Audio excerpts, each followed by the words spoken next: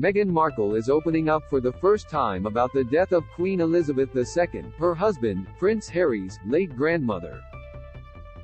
In a new cover story for Variety, the 41-year-old Duchess of Sussex breaks her silence following the passing of the British monarch and the subsequent events thereafter. The initial Variety piece had been set to run earlier this year, but Markle asked for it to be delayed in the wake of the Queen's death.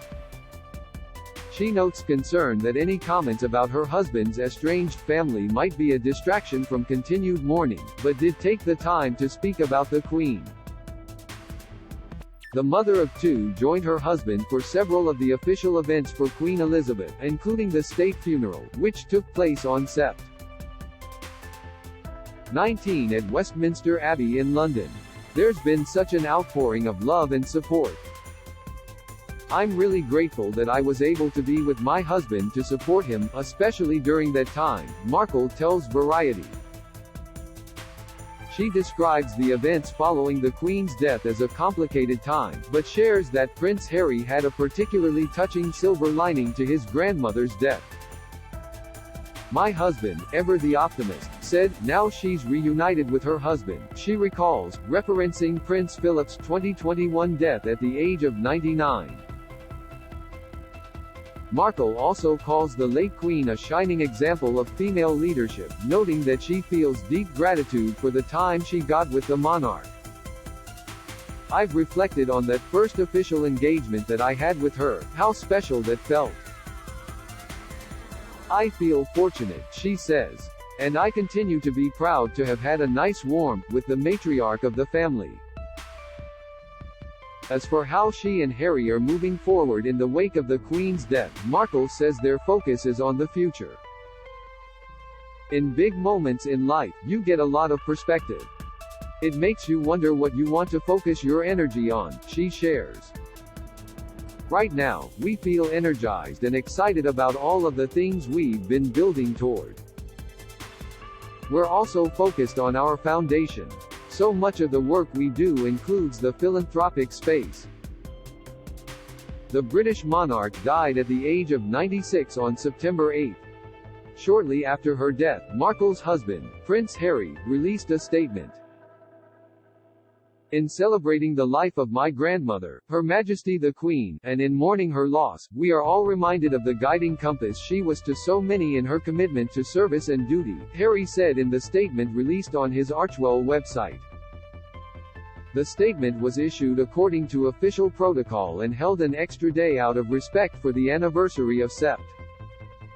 11. She was globally admired and respected.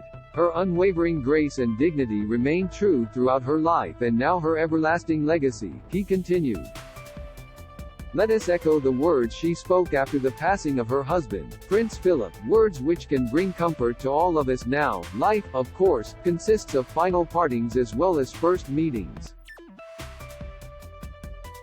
The Duke of Sussex was at Balmoral Castle in Scotland just after Her Majesty's death, along with several other members of the royal family, including Harry's brother, Prince William, and father, King Charles.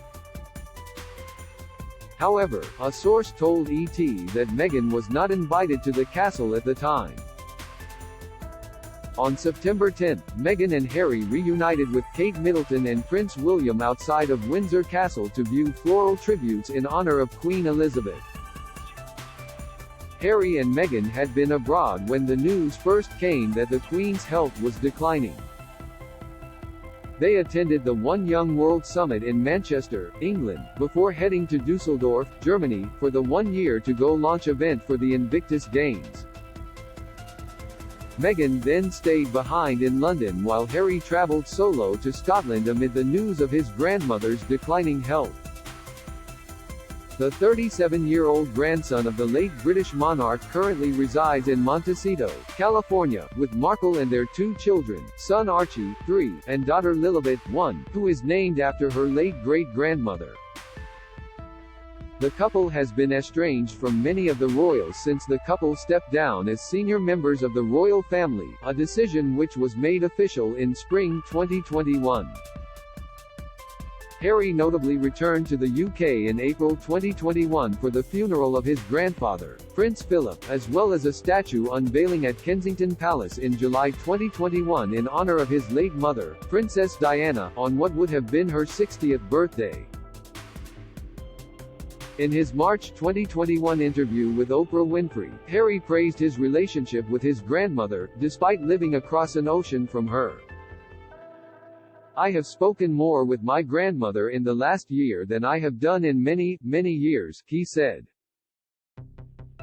"My grandmother and I have a really good relationship and a good understanding." But recently, a source told ET that the royal family is disappointed by Meghan Markle's latest comments in New York Magazine's The Cut and on her podcast. They are distressed that after stepping back from the royal family, claiming a need for privacy, she continues to publicize family matters in public. In her Variety interview, Markle addresses the Cut interview that some found snarky.